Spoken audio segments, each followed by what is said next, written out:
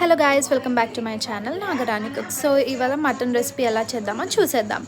First తగినంత oil పోసుకొని ఒక 3 ఆనియన్స్ కట్ చేసుకొని వేసేసుకోండి. మా అమ్మ అయితే 3 ఆనియన్స్ వేసేసింది. నెక్స్ట్ పుదీనా కరివేపాకు వేసి బాగా మిక్స్ చేయండి. అండ్ దెన్ 2 బిర్యానీ ఆకులు ఇలా విరిచి వేయండి. అండ్ బండ పువ్వు కూడా యాడ్ చేయండి. నెక్స్ట్ బాగా మిక్స్ చేసి ఫ్రెష్గా దంచి పెట్టుకున్న అల్లం వెల్లుల్లి పేస్ట్ కూడా బాగా దంచుకొని వేసేసి మిక్స్ చేయండి. అండ్ ఇక్కడ మా అమ్మ మటన్ని 3 ఆనియన్స్ కట్ చేసిన ఆనియన్స్లో వాటర్లో నానబెట్టింది. ఆ నానబెట్టిన మటన్ని ఇందులో యాడ్ చేస్తుంది.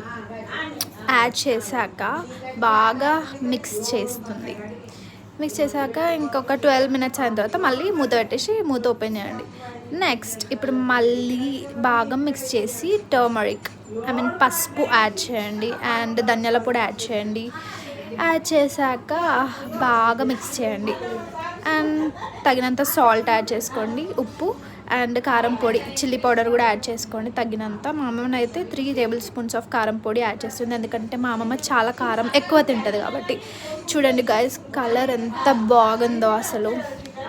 And next garam masala add చేయండి. ఇలాచీ, లవంగ, సాజీరా, దాల్చిన చెక్క అండ్ కుడక వేసి బాగా దంచి దంచిన పౌడర్ ఇందులో వేసి 2 గ్లాసెస్ ఆఫ్ వాటర్ యాడ్ చేయండి.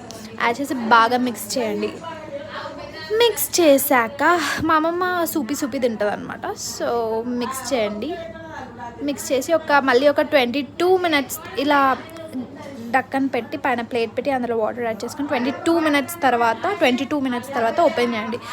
వేసి ఏం చేస్తారు గాయస్, కొరియాండర్తోని కొత్తిమీరతోని బాగా గార్నిష్ చేసుకోండి. అరోమా అయితే పిచ్చెక్కిపోతుంది, చాలా బాగుంది.